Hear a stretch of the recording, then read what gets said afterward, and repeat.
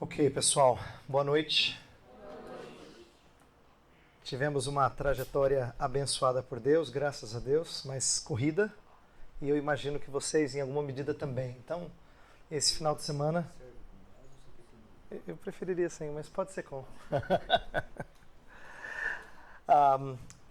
Eu imagino que vocês também levam vidas corridas, então todas as vezes que eu venho para o PV, é como se a gente estivesse tirando assim uma mini férias, né? Não que a gente não tenha coisa na nossa cabeça, mas você fala assim, puxa, aguinha quente. E a única coisa ruim é ouvir palestra tarde da noite que dá aquele soninho assim, ainda mais aqui, gostoso. Então, sabendo que vocês estão desejosos de descansar e não querendo ser muito cansativo nessa primeira noite, eu vou falar menos do que eu tinha planejado. Porque eu sei que nós já estamos começando um pouquinho mais tarde. Eu quero explicar para vocês o que eu vou falar e dar mais ou menos um mapa e dar um exemplo hoje. Não vou conseguir entrar em tudo que eu gostaria, mas eu acho que dá para fazer a maior parte. Eu não sei se o pastor Ronaldo falou alguma coisa, mas a minha proposta para ele foi fazer estudos sobre um assunto, ou uma parte da Bíblia que não é muito conhecida. Eu optei por fazer estudos na vida do rei Ezequias. E a primeira coisa que a gente pensa é assim, poxa, rei Ezequias? Tinha uma outra coisa mais... né? Porque a gente está mais acostumado a histórias mais conhecidas da Bíblia.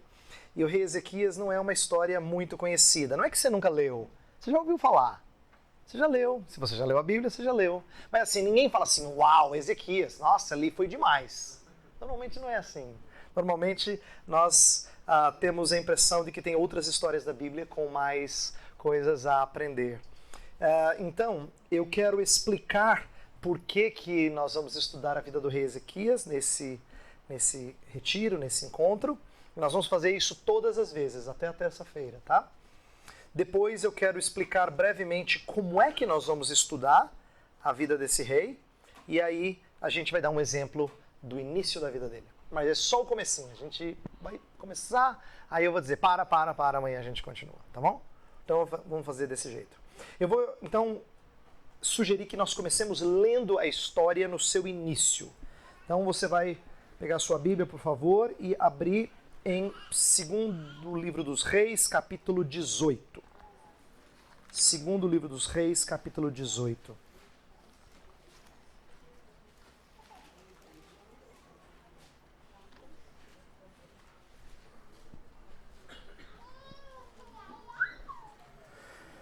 Nós vamos ler versos 1 a 12, mas eu não vou conseguir fazer versos 1 a 12, tá?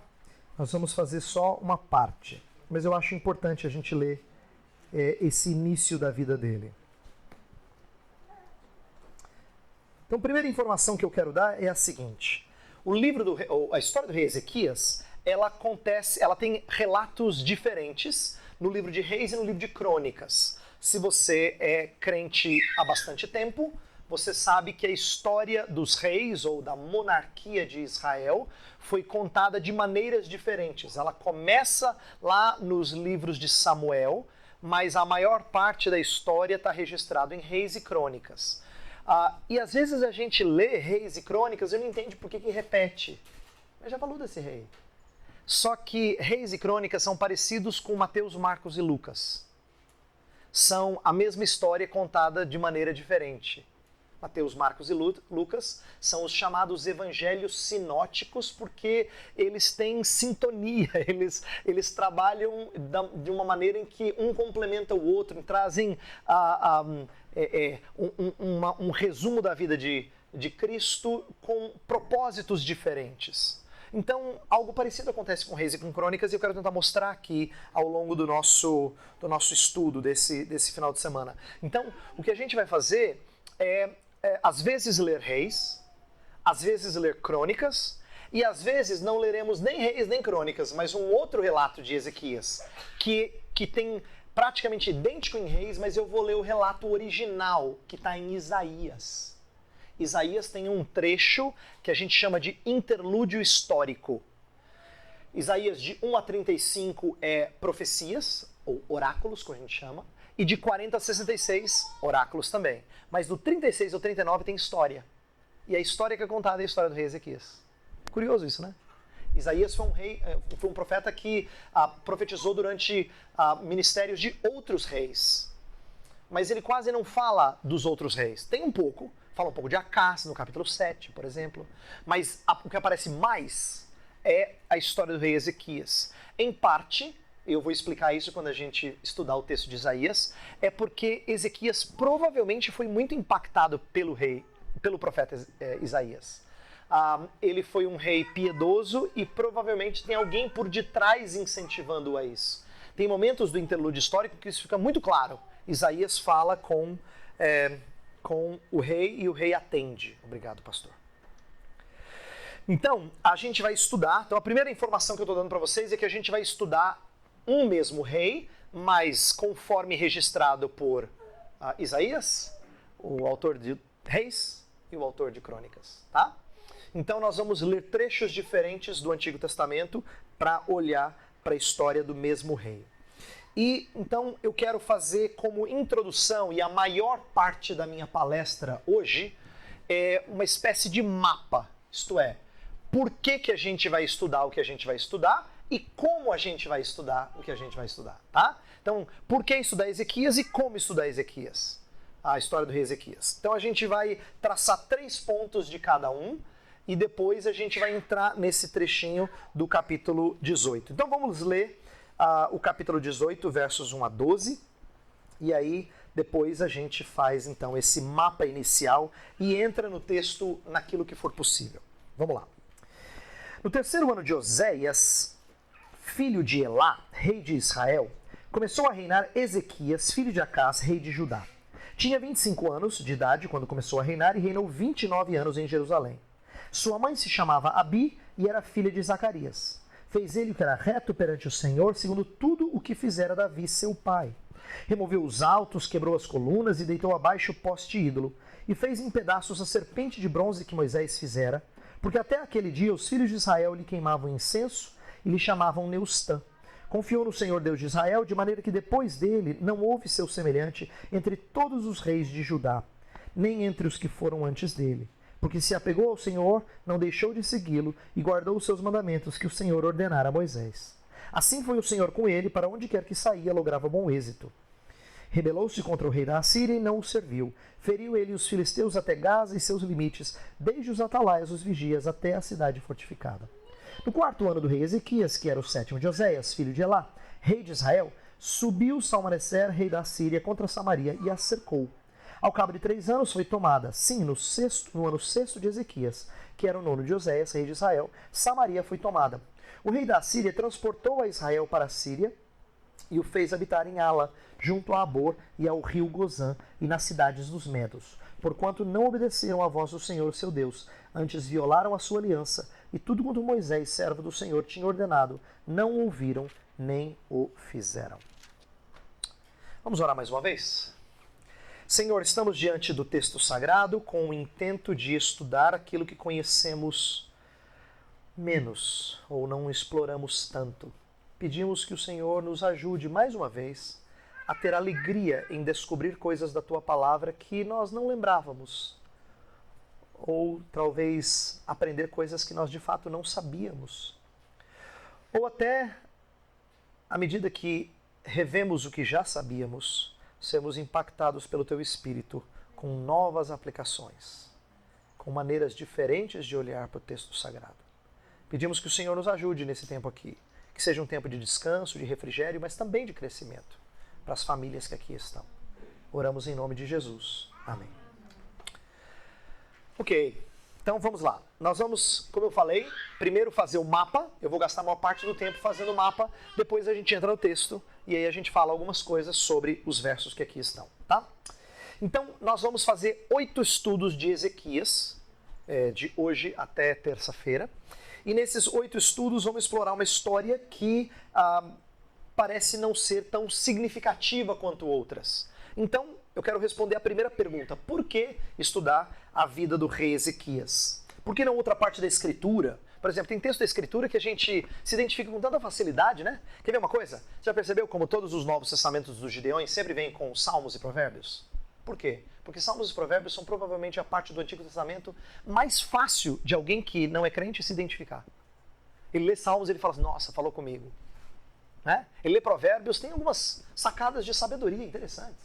São textos mais fáceis de ser entendidos pelo público não treinado em Bíblia. Mas pede para ele ler Reis e Crônicas. Ninguém vai falar assim, nossa, que história fascinante. Normalmente, não. Primeiro porque Reis e Crônicas tem algumas repetições.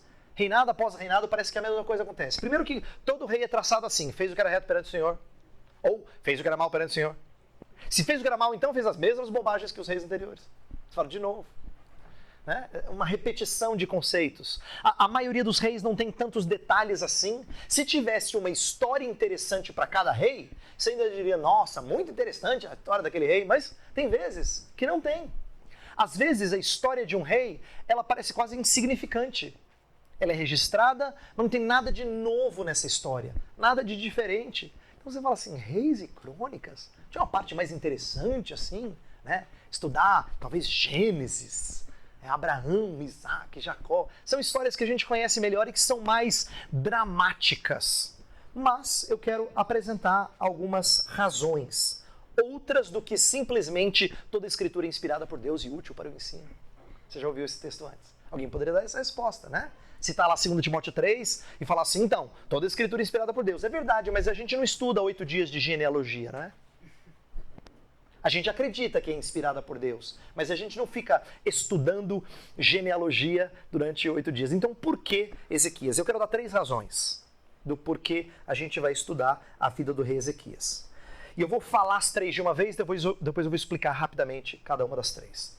Porque a monarquia, a história da monarquia, ela é reveladora dos fracassos humanos, ela mostra o que é disciplina divina, sem, contudo, perder a esperança de redenção futura. Então eu vou repetir. Ela é reveladora de fracassos humanos, ela mostra o que é disciplina divina, sem, contudo, perder a esperança de redenção futura.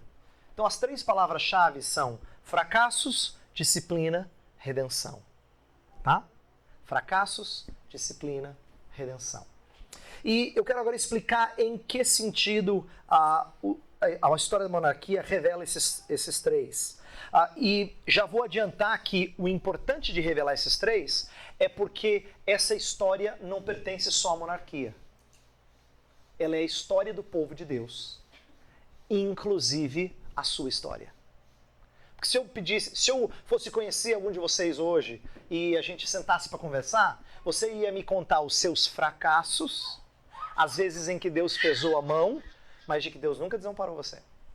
Como Ele sempre foi bondoso, apontando você, os seus olhos lá para frente e tal. Então sempre tem fracassos, em alguma medida disciplina ou cuidado de Deus. Às vezes é uma disciplina dolorosa, mas às vezes ela é muito boa, ela é facilmente de ver, é fácil a gente enxergar quão benéfica ela é, quão né, benevolente e tal. E a redenção. Então vamos olhar para cada um desses 3. Primeiro, os fracassos. O que é interessante de Reis e Crônicas, eu estou falando de Reis e Crônicas porque o livro de Samuel começa a monarquia, mas se você lembrar, talvez eu deva fazer um parênteses aqui, eu estou falando sempre no singular, tá? Porque eles só dividem em 2 pra gente.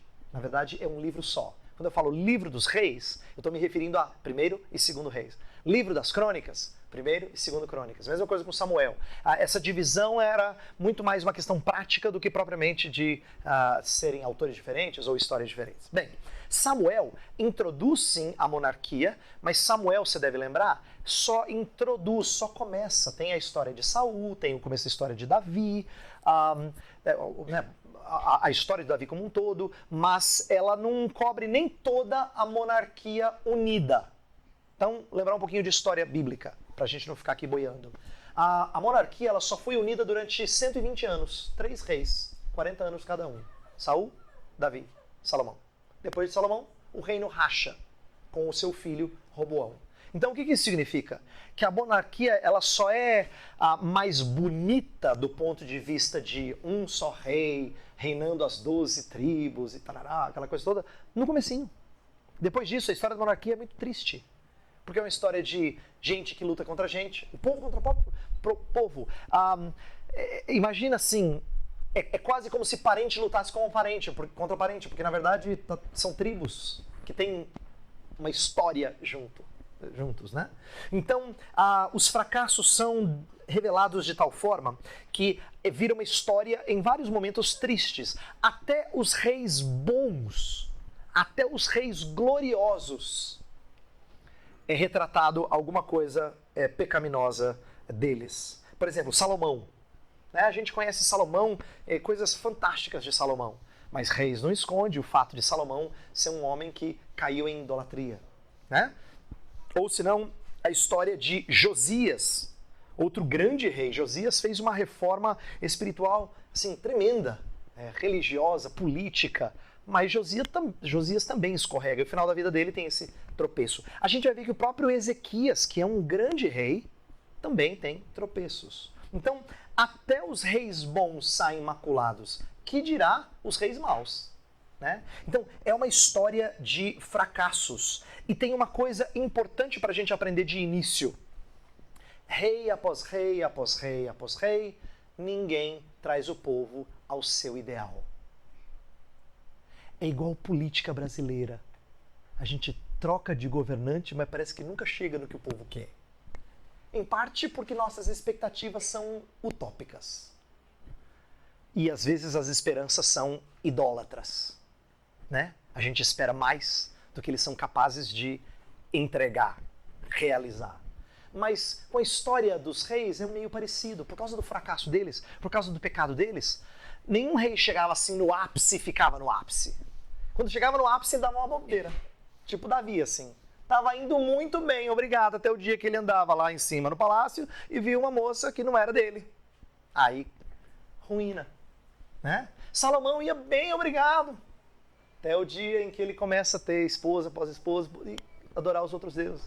E assim por diante. E a gente vai ver que os reis bons passam por esse tipo de fracasso. Então, vai ser uma história que revela muito do que a gente faz, como a gente age, porque é a história do ser humano. Segunda coisa é a disciplina divina. Esses dois livros, Reis e Crônicas, eles registram o que acontece no chamado cativeiro assírio e cativeiro babilônico. O que é isso aí? Então, deixa eu lembrar de novo um pouquinho da história. A história da monarquia em Israel, né, quando surgiram reis, eu vou explicar algumas coisas aqui, espero eu, de forma bem básica, assumindo que talvez algumas pessoas estejam na igreja há pouco tempo, tá? Então, eu vou repetir a história de maneiras diferentes. E deixa eu repetir assim, ó. Nem sempre o povo de Israel teve reis.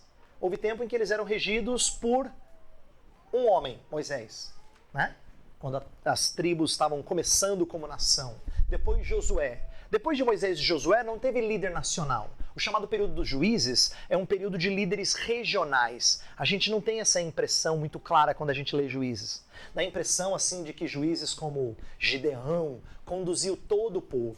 Os estudiosos é que ajudam a gente a entender que esses juízes eles eram meio que simultâneos. Alguns deles reinaram mais ou menos na mesma época. Há dados simples, assim, pequenos aqui e acolá que fazem a gente entender que alguns deles eram simultâneos. Então isso leva a gente a entender que eles reinavam parte da terra, não toda a terra.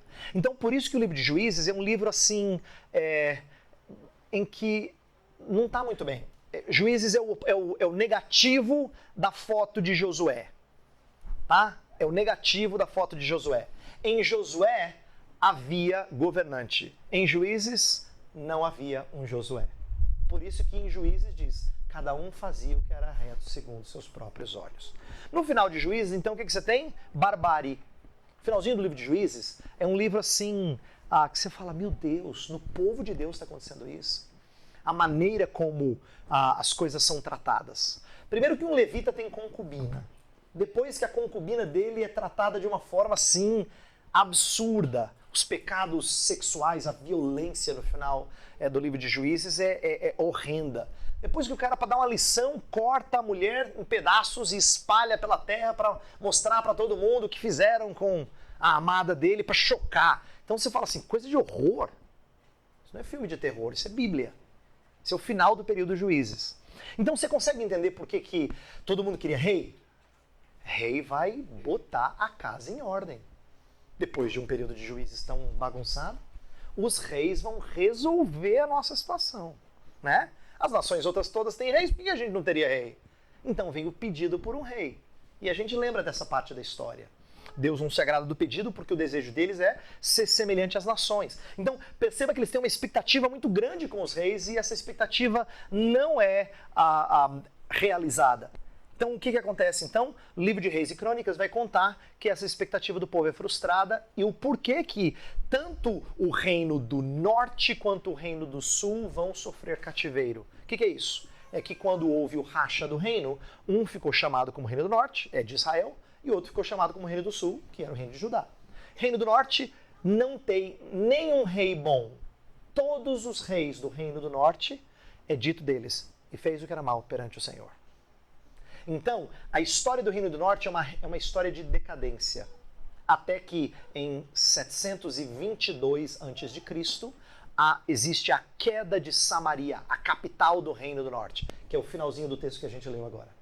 Tá? E essa queda de Samaria significa o fim do Reino do Norte. E entenda que a disciplina foi tão severa que eu ouso dizer que Deus está tratando o Reino do Norte como se eles fossem crentes nominais. Eles não são crentes de verdade, eles fazem parte do povo. Eles fazem parte de tribos. Mas como eles abandonaram o Senhor de forma tão feia, né? O que acontece com eles é uma disciplina severa, muito severa. Tanto é que o que a Síria faz com eles não só é violento, os assírios eram famosos pela sua violência, mas também eles misturam os povos. Essa era uma das táticas mais cruéis. Não é cruel pela maldade que faz para o corpo, é cruel para com o legado de uma nação. O que eles faziam? Eles pegavam um povo daqui, jogavam um pouquinho para lá, pegavam um pessoal de lá, trazia para cá e misturavam os povos. Para quê? Exatamente para dar casamento misto e acabar com a identidade. Eles sabiam que isso acontecia, que isso provocaria um apagar da identidade. Eu não sei quantos de vocês têm contatos com famílias que são orientais. Assim, contato mais próximo, com gente que preserva as tradições orientais. Se você tem, você sabe que os orientais costumam ser bastante fechados para alguns costumes ocidentais. As regiões do Brasil em que eles mais se concentram, é muito comum eles casarem entre eles. Então, é muito típico de alguns povos orientais essa coisa de preservar a tradição.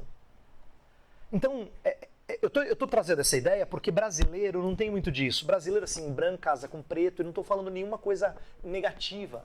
A gente entende, nós somos povos de diferentes peles, né? A gente tem uma mistura danada. Então, pra gente, assim, não é muito estranho se um italiano casa com um alemão. E daí? Né? Pra nós, assim, tudo bem. O nosso povo foi formado assim. A gente é um povo misturado. Mas os orientais, não. Eles não são. Então essa mistura é uma perda de identidade, tá? É uma perda de identidade. E os assírios fizeram isso. Então o que aconteceu com o Reino do Norte? Eles cessaram de existir. Tanto é que surge um novo povo, que são os do norte impuros, que você já ouviu o nome deles, os samaritanos. Os samaritanos são o povo do Reino do Norte, mas eles não são sangue azul, entendeu? Eles não são sangue azul, eles já são contaminados. Eles não são puros por causa dessa mistura.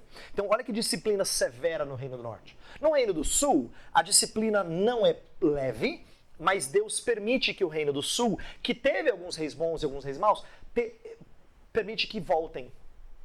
Essa é a história da volta do cativeiro, da reconstrução, que a gente lembra de Neemias, Esdras, são histórias da Bíblia que falam de reconstrução. Profetas como Zacarias, Ageu, profetizaram durante um período de reconstrução. E assim por diante, tá?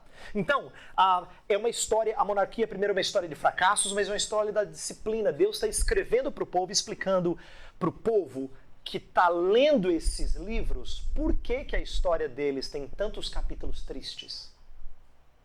tá? É muito fácil a gente olhar para alguma coisa negativa que aconteceu na nossa vida e dizer assim, eu não sei por que Deus está me tratando assim. Deus queria que o povo de Israel nunca dissesse isso. Eles sabem por que Deus está tratando eles assim. Foi porque vocês abandonaram a minha palavra. Vocês deixaram a minha aliança. Então Deus conta de maneira muito clara o que o povo fez. Então o livro de Reis e Crônicas são uma narrativa disso, tá? E em terceiro lugar, a história da monarquia mostra a redenção futura. A ideia é que, mesmo que seja um livro de coisas tristes, porque a maioria dos reis pisa na bola, e quando não pisa na bola, sempre pisa na bola alguma vez, né? Mas não é só um livro assim para você ler e falar, nossa, que filme deprê, né? Que filme assim, triste. Não, porque tem momentos em que ele coloca raios de esperança. Aqueles vislumbres assim que você fala, uau! Aí alguém podia lembrar e falar assim, rei bom era rei tal. Porque ele tinha lido a história, sabia que esse rei havia feito coisas extraordinárias. Ezequias é um desses. Ezequias é um desses reis que as pessoas gostariam de lembrar, tá? Ele é um raio de luz. Ele é um exemplo de que se o povo se arrependesse, escuta isso aqui, se o povo se arrependesse, Deus cumpriria todas as grandiosas promessas que ele fizera a Davi, a Salomão. Por exemplo, quando Deus falou com Salomão, Salomão construiu o templo e dedicou o templo ao Senhor, Deus responde à oração de Salomão, e na oração, na resposta de Deus, tem um verso muito conhecido que a gente cita sempre, porque é muito bonito, ele resume a misericórdia de Deus. Ele fala assim, se o meu povo, que por mim se chama, com fé, se humilhar e orar, eu ouvirei a sua prece e sararei a sua terra. Então, o que Deus está falando? Se o povo desandar e eu trouxer castigo sobre a terra, sobre o povo, mas o povo se voltar para mim e disser, Senhor, perdoa, eu vou ouvir e eu vou sarar. Então, essa é uma promessa que Deus fez para Salomão. Tá? É uma promessa que Deus fez para Salomão. E aí perceba, Ezequias, que é uma história assim, e existem outras assim em Reis e Crônicas, são momentos em que os reis se arrependem de alguma bobagem que alguém antes fez. E Deus faz o quê? Deus abençoa. Então, se coloque no lugar do povo, que está lendo o livro e falando assim, puxa vida, olha como Deus abençoou nos dias de Ezequias. Mas por que Deus abençoou? Mas olha também o arrependimento dele, a maneira como ele se achegou a Deus e disse, Senhor, me perdoe. Então, é uma lição, o povo está lendo a história e aprendendo como é que Deus espera que o povo reaja. Tá? E quando o povo reage bem, tem redenção futura. Então, a ideia que eu quero trazer nesse terceiro ponto aí, é que a gente deve estudar porque há momentos em que Deus mostra muito claramente. Vou dar uma dica inicial. Vai para o finalzinho de Reis. 2 Reis 25, verso 27 a 30. Sem ler, apenas olhando para o que o subtítulo diz. Esse trecho trata do quê? Como é que é? Libertado e honrado rei Joaquim. Quem é esse rei Joaquim? É um rei do sul, do reino de Judá.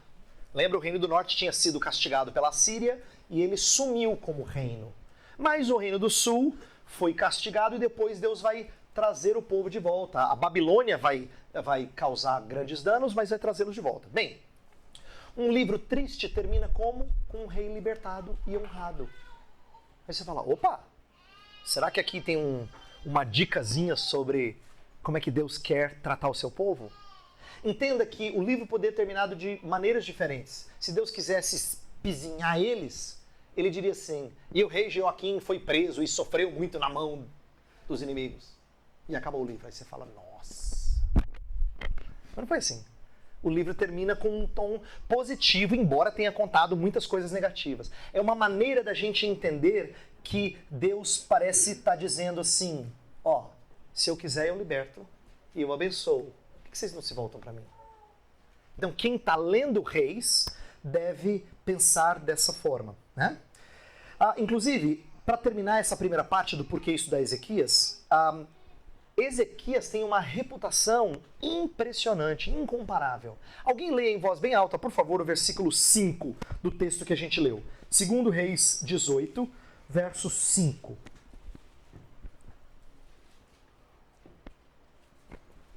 Confiou no Senhor, Deus de Israel, de maneira que depois dele não houve seu semelhante entre todos os reis de Judá, nem entre os que foram antes dele. Olha só, é dita uma coisa tão impressionante desse rei, que diz mais ou menos o seguinte: não teve rei igual ele nem antes, nem depois. Você fala, peraí, mas assim, nem Davi? Davi é uma referência nos livros da monarquia. Frequentemente, quando um rei faz o que é reto, diz assim, e fez o que era reto segundo seu pai Davi. Davi é meio que modelo, o homem segundo o coração de Deus, com todos os tropeços dele, né? Mas ele era visto como um homem íntegro. E Ezequias recebe um louvor extraordinário. Existem outros reis bons? Claro que sim. E eu nem quero aqui defender que Ezequias é o mais. Mas não é à toa que a Bíblia diz isso dele. Então, por que a Bíblia diz isso dele? Eu tenho uma dica para você. Qual é a primeira palavra do verso 5? Confiou. O verbo confiar no hebraico é batá. Ele aparece 181 vezes no Antigo Testamento. Olha que impressionante. Só no contato de Ezequias com a Assíria tem 20 ocorrências desse verbo. Quero te dar uma noção do que eu estou falando. Em todo o Antigo Testamento, tem 180 vezes essa palavra. Só num pedacinho da história de Ezequias, tem 20. É muito confiou, entendeu? O que o autor está nos ensinando? Que se tinha uma coisa que marcava a vida de Ezequias, era a sua confiança no Senhor Deus. Por isso que não teve rei igual ele, nem antes nem depois. Nesse quesito, ao menos, ele foi um rei impressionante. Confiou no Senhor Deus de forma incomparável, tá? Como outros reis não confiaram. Então, essas são algumas razões pelas quais eu quero destacar a vida do rei Ezequias. Primeiro, porque a monarquia ensina fracassos. Segundo, porque a monarquia retrata o juízo de Deus, a disciplina de Deus. Mas ela também tem promessa de redenção. E no caso de Ezequias, um bom exemplo, porque Ezequias foi alguém íntegro numa história relativamente triste, tá? Que confiou no Senhor de forma exemplar. Por que é importante isso? E a gente vai ver mais disso ao longo das palestras. É que, às vezes, a gente reclama tanto de como o mundo está ao nosso redor, como se fosse assim, impossível ser íntegro. Né? Você fala assim, tá ficando cada vez mais difícil. A história de Ezequias era um lembrete para as pessoas para pararem de choramingar dizendo que não dá. Era uma forma deles aprenderem a confiar no Senhor como o Senhor exige que seja alvo de confiança. Antes do que dizer, mas esse mundo tá difícil. Pastor, é porque o senhor nunca passou pelo que eu passei. Se eu passasse, ia ver. Ezequias é uma história que contrapõe isso, tá? Ela é contrária a isso. Então agora vamos para a segunda parte do nosso mapa. Primeiro foi por que estudar Ezequias, agora eu quero responder a como é que nós vamos estudar a vida do rei Ezequias, tá? Como? E de novo eu tenho 3 pontos. Como estudar a vida do rei Ezequias? Esses 3 pontos eu vou falar brevemente sobre eles, mas eu espero conseguir cumpri-los ao longo desses dias juntos. Primeira coisa que eu quero tentar fazer, todas as vezes que a gente estiver juntos, em algumas mensagens isso vai ficar mais claro, em outras talvez menos, mas eu vou tentar fazer isso toda vez que a gente estiver juntos. Eu quero tentar entender, compreender qual o objetivo do escritor para os primeiros leitores daquele livro. Por quê? Porque a gente está tão acostumado a ler a Bíblia e aplicar para a gente sem fazer um estudo mais sério do porquê que ele foi escrito, que a gente perde uma das dicas principais. Se a gente soubesse em que ocasião Reis foi escrito, talvez a gente entenderia melhor por que ele escreveu do jeito que ele escreveu. Vão ter algumas mensagens em que isso vai ficar muito claro. Você fala assim, gente, eu nunca tinha percebido isso. Tipo, Crônicas vai contar a mesma história de um rei de outra forma completamente diferente. Você fala, por quê? Porque ele tem outro propósito em mente. E se a gente sabe o propósito dele, você fala, agora sim. Né? Mas como a gente está acostumado a ler a Bíblia sem isso em mente, o que acontece? A gente fala assim, Espírito, aplica a minha vida. Aí você lê, e parece que não aplicou. Aí você fecha a Bíblia, em nome de Jesus, amém, boa noite.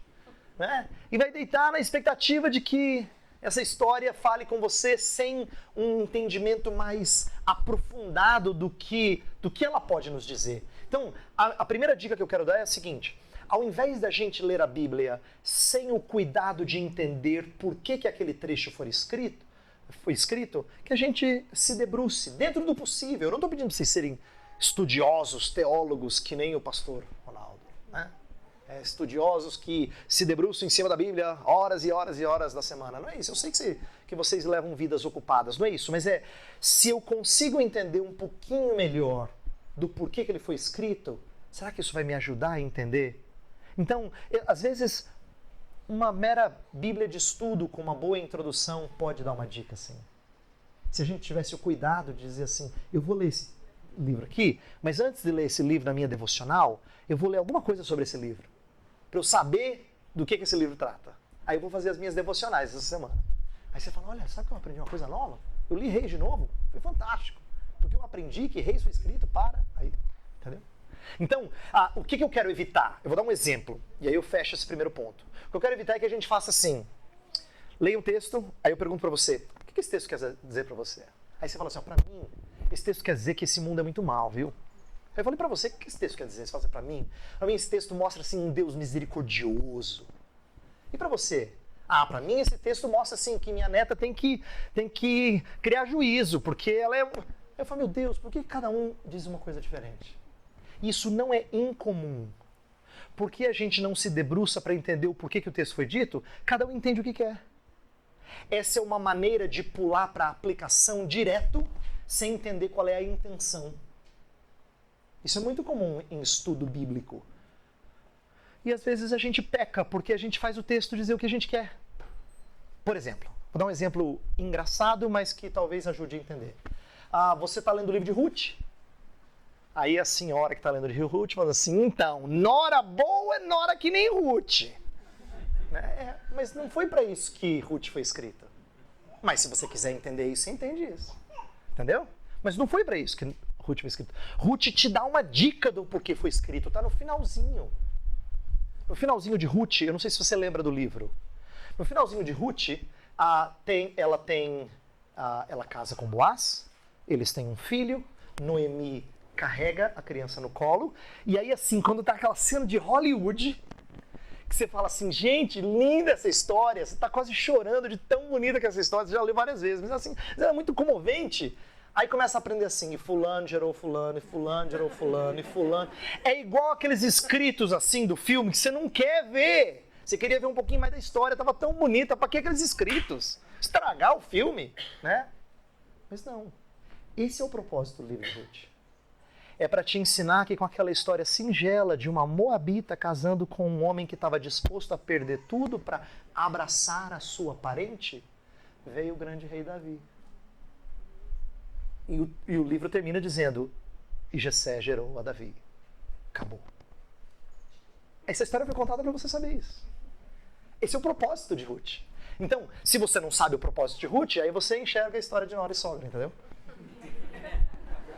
Por isso que eu digo, se a gente entender o propósito do livro, isso ajuda bastante. Isso faz com que o livro ganhe uma outra perspectiva. E eu espero que a gente consiga fazer isso, em alguma medida. Nada profundo, mas em alguma medida, para que a gente crie esse hábito, tá?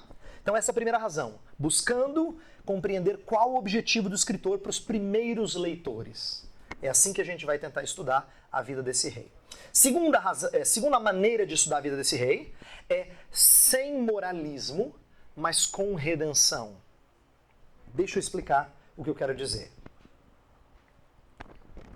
Frequentemente, quando a gente estuda a história da vida dos reis, a história da vida de qualquer personagem conhecido, nós logo procuramos as características boas desse rei para a gente falar, então, Deus espera que você seja assim, corajoso como Davi, que pegou 5 pedrinhas e foi enfrentar o gigante.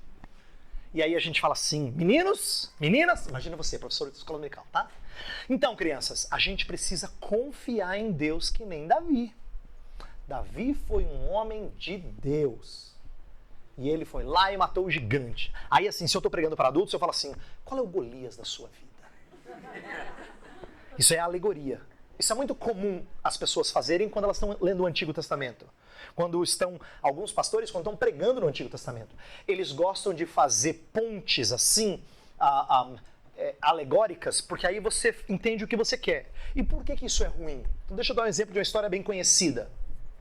Digamos que eu estivesse pregando em Josué, capítulo 2 em diante, que é a história dos espias lá em Jericó, preparando para destruir Jericó, né? Aí Deus vai lá e fala, tem voltas, trombetas, você lembra da história? E aí as muralhas caem. Aí eu começo a pregar e falo assim, então, todos nós temos muralhas na nossa vida. E precisamos das trombetas de Deus para destruir as muralhas. Fica bonito, dá para pregar isso aí. Só que olha que interessante, numa alegoria desse tipo, ninguém fala assim, então, Deus coloca uma meretriz na sua vida para te abençoar. Ninguém fala isso. Mas a história, Raabe é a meretriz que Deus usou para cuidar do povo, mas não fica feio, entendeu?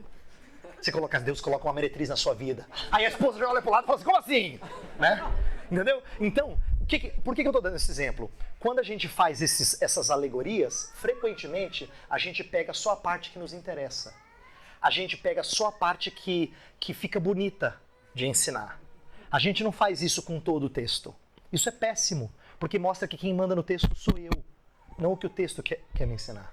Eu é que mando no texto. Se eu quero falar das muralhas da sua vida, e não da meretriz que Deus colocou na sua vida para te abençoar, eu que estou mandando no texto, entendeu? E não está certo, porque eu estou fazendo o texto dizer o que eu quero, não o que ele diz.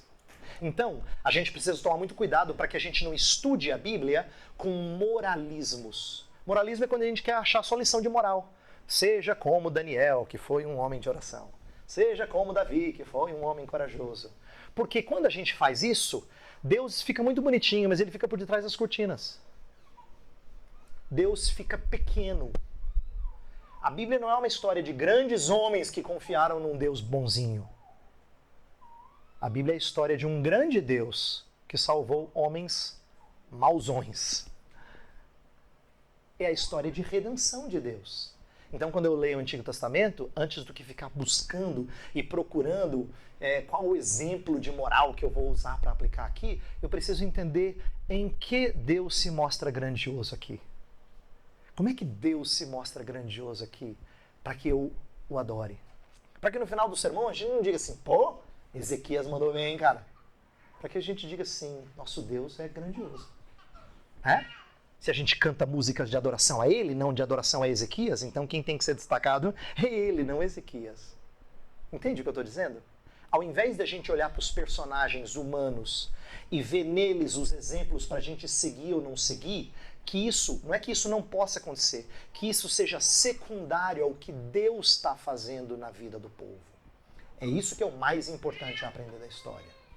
Então eu vou me esforçar por fazer isso aqui, para quem sabe ajudar você a ler a Bíblia assim, antes do que ficar procurando. Olha, viu, filhinho? Não pode ser como Eva. Sim, mas você já contou o que Deus fez com Eva? Depois? Você contou como Deus não puniu Eva totalmente, mas permitiu que ela ainda fosse portadora de vida? Mesmo que a palavra de maldição dissesse assim, no dia em que comeres do fruto, certamente morrerás. Você contou para ele que Deus falou assim, que dela sairia a semente. Você contou que a primeira vez que ela tem um filho, ela fala assim, adquiri um varão com o auxílio do Senhor, porque ela achava que talvez esse fosse o prometido que esmagaria a cabeça da serpente. Você contou essas coisas para ele? Ou você usou só a história de Eva para dizer, tá vendo? Não pode desobedecer a mamãe. Você entendeu como a história fica pequenininha? Porque a gente só ensina lição de moral. Deixa eu dizer uma coisa triste, mas é verdade. Lição de moral tem no Patati e Patatá também. É verdade, não precisa de escola dominical, entendeu? Patati e Patatá também ensina uma coisinha assim. Fala assim, ó, tem que comer o pratinho todo de comida, viu, neném? Isso aí a gente aprende no Patati e Patatá, a gente aprende num outro programa de TV, tá? O que a Bíblia tem a ensinar é muito maior do que só isso.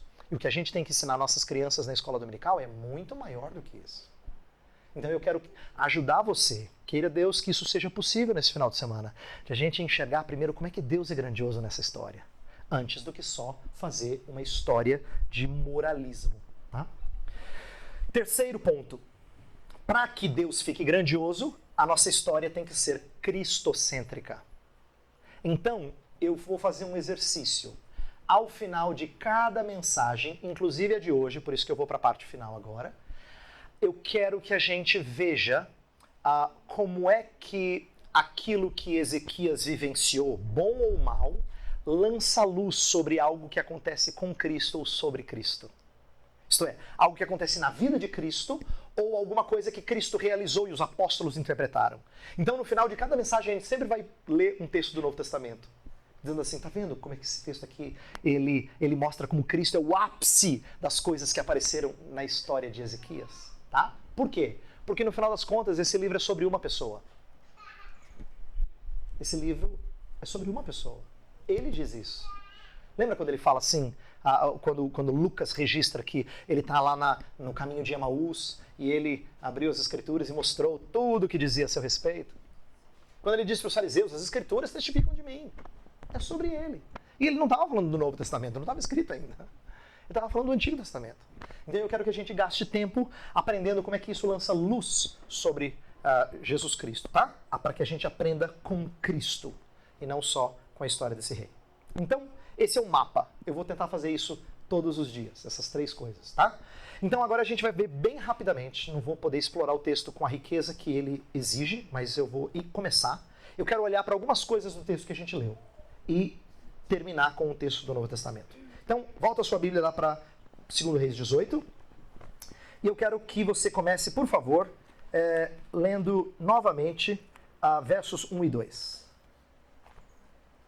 Alguém leia em voz alta para a gente, versos 1 e 2. No terceiro ano de Oséias, filho de Elá, rei de Israel, começou a reinar Ezequias, filho de Acás, rei de Judá. Tinha 25 anos de idade quando começou a reinar e reinou 29 anos em Jerusalém. Sua mãe se chamava Abi e era filha de Zacarias. Ok. Então, esse início ajuda a gente em quê? Ele situa. O livro de Reis e Crônicas frequentemente situa filho de quem, em que ano. Às vezes, raras vezes, menciona a mãe. Esse é um dos casos raros. O que eu quero resumir aqui? Ezequias veio depois de um rei muito mau. O seu pai, Acás, não era flor que se cheire. Tá? Não era um sujeito piedoso. Pelo contrário, fez coisas horrendas. Coisas horrendas. A Escritura narra pecados dele em que ele estraga o reino de Judá. Primeiro, ele fez coisas igual o reino do norte, o reino de Israel. Ele andou nos caminhos dos reis de Israel. Ele fechou a porta da casa do Senhor. Imagina você fechar o templo, que era o lugar central de adoração. Praticou idolatria. Ele até queimou a seu filho como sacrifício segundo as abominações dos gentios. Está lá em 2 Reis 16, tá? Então, ele fez coisas horrendas. Aí vem Ezequias. Não é muito fácil você ser colocado para gerenciar alguma coisa que alguém estragou, né? Lembra na época que a Petrobras... Quem é que queria ser presidente da Petrobras? Ninguém. Pegar um abacaxi não é fácil. Né? Não é fácil. Não é fácil você pegar um trem daquele tamanho e agora botar no trilho. Descarrilhou, pega um negócio daquele tamanho e bota no trilho. Então, Ezequias não tem uma tarefa fácil. E a gente vai ver algumas das coisas que ele irá fazer por causa do seu desafio. Mas impressiona a mim que mesmo ele tendo um contexto tão assim desanimador, de um pai uma fama tão ruim, que ele tenha conseguido ser esse rei piedoso como ele foi. Ter conseguido andar nos caminhos de Davi, seu pai, né? seu antepassado, quer dizer, né? De fazer aquilo que era reto perante o Senhor. Uma das coisas que a gente aprende com isso, uma primeira lição que eu quero tirar aqui, é que o livro de Reis e Crônicas, e a gente está estudando Reis hoje, ensina uma coisa muito interessante. Quanto ao Reino do Sul, rei bom e rei mau se alternam várias vezes. Rei bom, rei mau, rei bom, rei mau, rei mau, rei bom, rei mau. Isso significa que não há uma relação muito direta entre pai e filho fazendo aquilo que é reto. Deixa eu explicar um pouquinho melhor.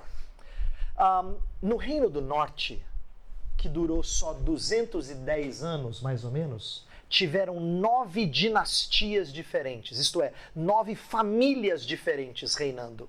Em determinado momento, alguém lá matava o rei, matava todos os irmãos do rei, todos os filhos do rei, não tinha ninguém para reinar em lugar. Quem é que reinava? O cara que matou. Nova dinastia em lugar. Aí ele vivia um tempo, o filho dele vinha depois quando o neto dele chegava, alguém matava e substituía. Isso aconteceu 8 vezes, né? Porque 9 dinastias. Bem, no Reino do Sul é o contrário, só uma família. Só uma família, só a família de Davi. O rei Roboão, que era o filho de Salomão, quando houve o racha, é o filho dele que reinou, depois o filho do filho dele que reinou, depois o filho do filho, e assim por diante. E durou bem mais tempo que o Reino do Norte. Então, uma família só, o que é impressionante, Deus preservou, mesmo tendo reis maus em várias ocasiões. O que isso mostra? Se todo rei era filho do rei anterior, então a gente nunca pode dizer que a gente é exatamente o que os nossos pais nos moldaram a ser. Eu sei que pais exercem uma influência grande. A psicologia fala disso. Mas a Bíblia ensina que não tão determinante assim. Não é legal? Se você quiser fazer o que é reto perante o Senhor, não tem pai, não tem educação que impeça. Ó. E o contrário também é verdadeiro. Se você quer fazer o que é mal perante o Senhor, não tem boa educação na igreja que impeça. Então essa é uma lição impressionante para uma sociedade que está acostumada a dizer, eu sou assim, mas sabe o que é? Na minha família, pronto. Começou a desculpa, né? Mas você tem que entender, eu fui criado assim, entendeu? É uma coisa assim de família, muito antiga. Em Reis não tem isso. Em Reis você oscila o tempo todo. Então, uma das coisas que a gente aprende é que quando Deus quer remir alguém, quando Deus quer trazer alguém para um bom caminho, não tem má educação que impeça. Né? E é bom que a gente aprenda isso, tanto para que a gente ore pelos nossos filhos e não tenha qualquer vislumbre ou impressão de que, por serem nossos filhos, eles estão garantidos. Né? Não que a gente ore por eles, que Deus seja misericordioso com eles. E a gente entenda que quando vem pessoas para a igreja que vêm de lares completamente desajustados, isso não impede que eles sejam bons líderes. Recentemente eu estava conversando com uma pessoa que fala assim, pastor, eu vim de um lar muito desajustado. Eu falei, olha que impressionante a graça de Deus. E agora você está estudando teologia. Isso é para que a gente seja lembrado constantemente que Deus pega a gente de situações muito negativas e nos coloca num caminho de luz. Então nós nunca podemos culpar nossos pais ou nossa educação ou os costumes familiares. Por outro lado, a gente tem que exaltar a grandiosidade de Deus de nos colocar no caminho independente do nosso passado. Esse é um primeiro ponto. Um outro ponto, eu quero ler versos 3 e 4. Eu estou fazendo isso bem rapidinho, tá, gente? Por causa do nosso horário. Outros dias a gente vai gastar um pouquinho mais de tempo com o texto. 3 e 4, eu quero mostrar que ele é um rei extraordinário, que tem algo singular nele, que tem um feito inédito. Alguém leia pra gente verso 3 e 4.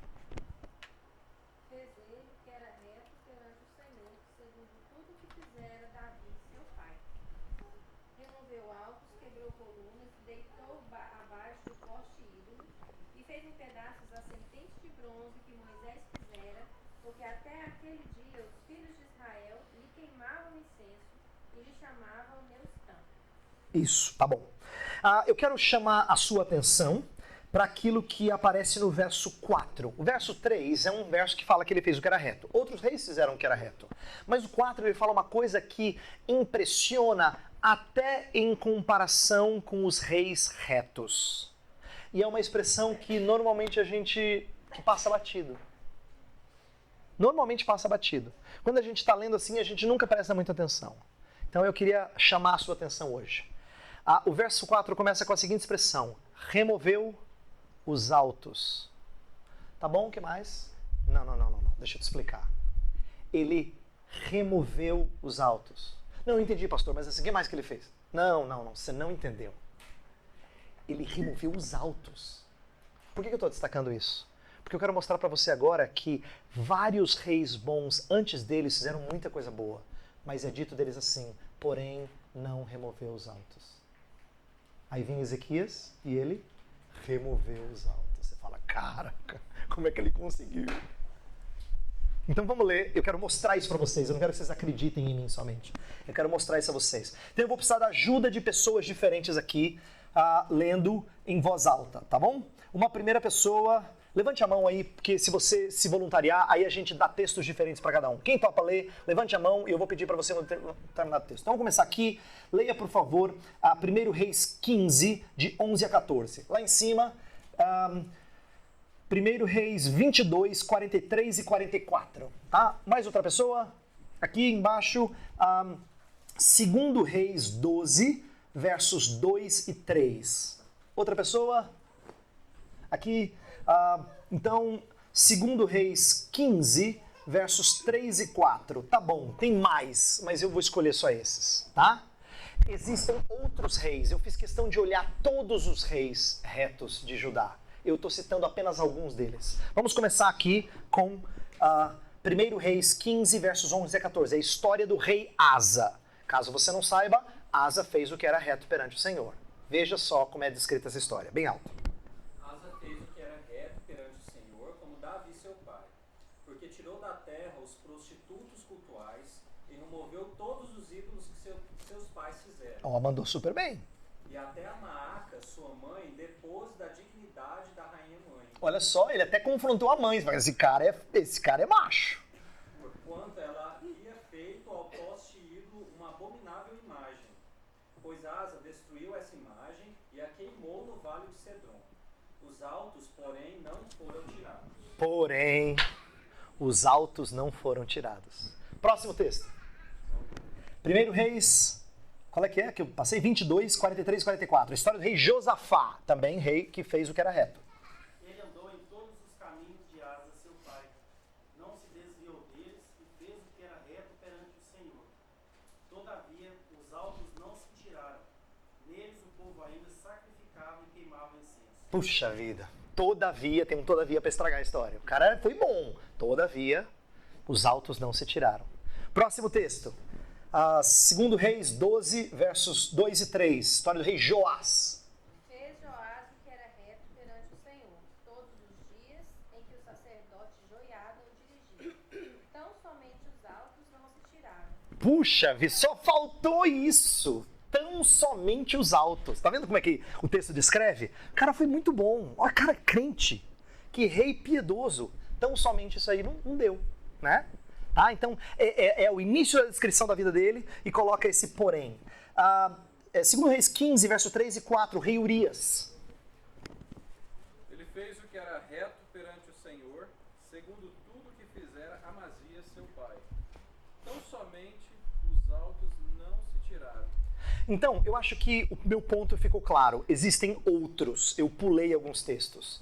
Mas é impressionante que rei bom após rei bom é dito que todavia, tão somente, porém, os altos não se removeram. Aí quando fala de Ezequias, removeu os altos. Essa frase não é uma frase simples.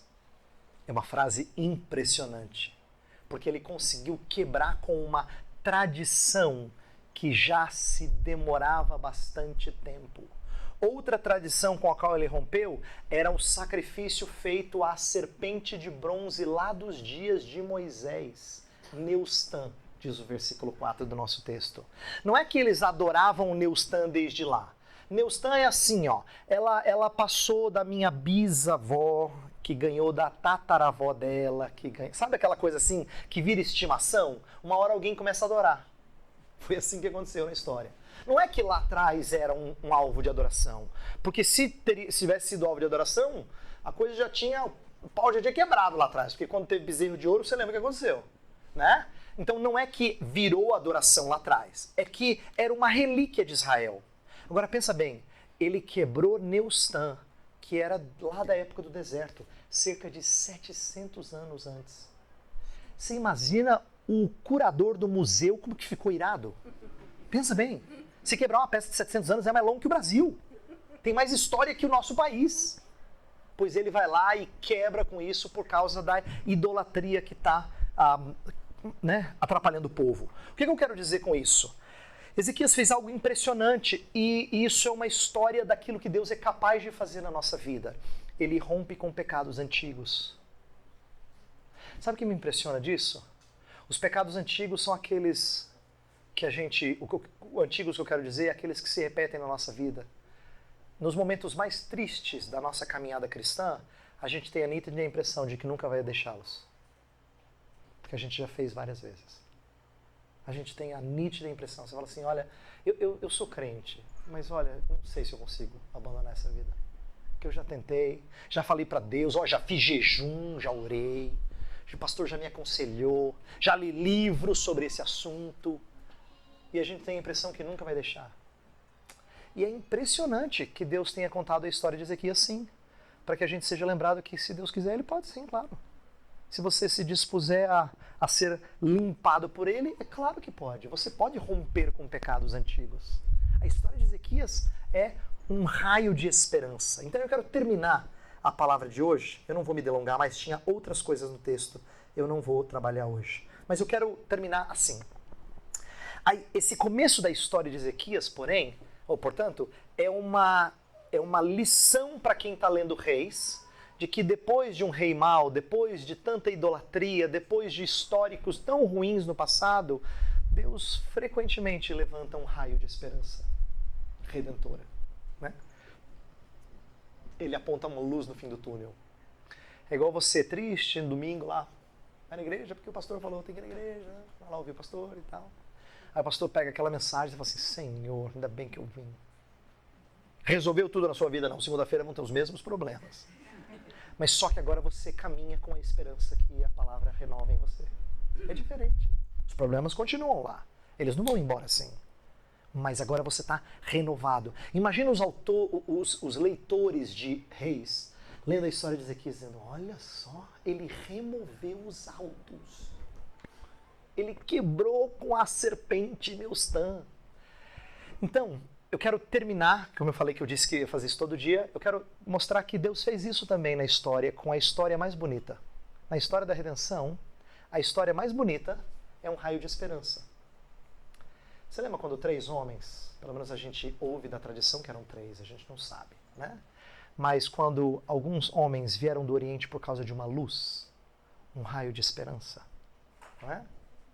E quando eles vêm, os magos do Oriente, eles vêm para Jerusalém.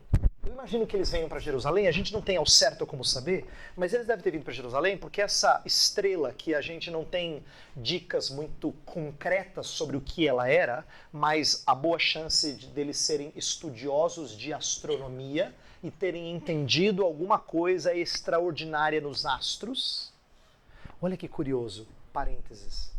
Deus queria chamar pagãos à fé usando a crença deles em astrologia. E Deus fez. Você sabia que os babilônicos eram especialistas em estudar as estrelas? Só que naquela época não tinha divisão entre astronomia e astrologia. Isso é divisão pós-iluminista. É a gente que faz hoje. A gente fala, não, eu sou um químico, eu não sou um alquimista. Você faz uma divisão entre ciência e crendice. Essa é uma divisão pós-iluminista. Em tempos passados, as pessoas estudavam as estrelas, não tinham problema nenhum em acreditar que tinha uma mensagem nelas. Eles eram cientistas, mas eles também acreditavam em alguma coisa que elas diziam. E os babilônicos eram assim. E o que Deus faz? Deus traz esses magos do Oriente, na história de Mateus 2, porque eles viram um raio de esperança, uma luz de esperança. Então eu quero terminar com Mateus capítulo 2, versículo 1 a 12. Mateus 2, de 1 a 12. Diz assim, tendo Jesus nascido em Belém da Judéia, em dias do rei Herodes, eis que vieram os magos do Oriente a Jerusalém. Jerusalém era cidade grande, ninguém ia para Belém direto. Caso você não saiba, Belém era o quintal de Jerusalém. E eu não estou desprezando à toa, a Bíblia despreza. Fala, Belém, você é pequenininha, não é uma titica, tá? Não vem se esnobar. Você é pequenininha, Deus fez questão que o seu filho nascesse lá, mas assim, você não é nada demais, você é o quintalzinho mesmo de Jerusalém. Então, se você está vindo uma estrela de longe e você vê um povoado maior, você para no povoado maior, eles pararam em Jerusalém. Ouviram falar que lá tinha o chefe. Eles queriam falar com o rei. Ah, sim, Herodes? Vamos apresentar Herodes. Chegaram eles lá e falaram, então, nós viemos aqui ver o rei que nasceu. Como o rei que nasceu? Herodes. Rei sou eu. Tu não me diz nada que rei nasceu? Né? E aí, ele pergunta, olha só. E perguntava, verso 2, onde está o recém-nascido rei dos judeus? Porque vimos a sua estrela no Oriente e viemos para adorá-lo. Tendo ouvido isso, alarmou-se o Herodes com ele e toda Jerusalém. Então, convocando todos os principais sacerdotes e escribas do povo, indagava deles onde o Cristo deveria nascer. Aí eles disseram, em Belém da Judéia. Porque assim está escrito por intermédio do profeta. E tu, Belém, terra de Judá, não és de modo algum a menor entre as principais de Judá, porque de ti sairá o guia que há de apacentar a meu povo Israel. Com isto, Herodes, tendo chamado secretamente os magos, inquiriu deles com precisão quanto ao tempo em que a estrela aparecera. Quando é que vocês viram essa estrela? Conta aqui pra mim, não precisa falar pra ninguém, assim. Você sabe o que vai acontecer depois. A história de matar as crianças, né? Até 2 anos. Queria saber, assim. Então, foi mais ou menos nessa época.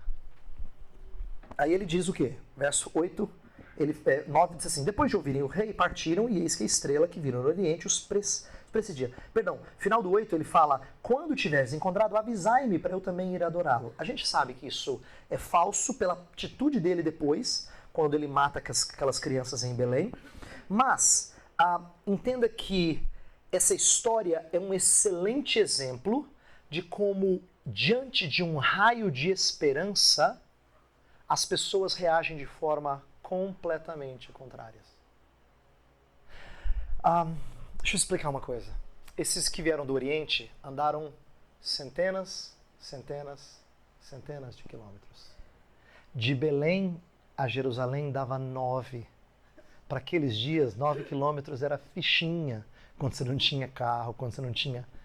Então, ir para Belém para verificar se isso é verdadeiro é a coisa mais natural do mundo. O que Herodes faz? Ele pede para eles irem no lugar dele. Nem para mandar uns soldados, manda uma comitiva junto. Isso me impressiona. Porque se ele está tão preocupado em saber, se ele ficou alarmado, não custava andar 9 quilômetros, manda alguém verificar, né? Nada disso. A gente sabe que em sonho os magos são avisados, na volta eles desviam, não passam por Jerusalém. Herodes fica esperando, os magos não vêm, ele faz o que ele faz. Mas o que impressiona é que o raio de esperança brilhou. E Deus trouxe gente de tão longe para salvar, para adorar. E quem estava pertinho? É a história desse mundo.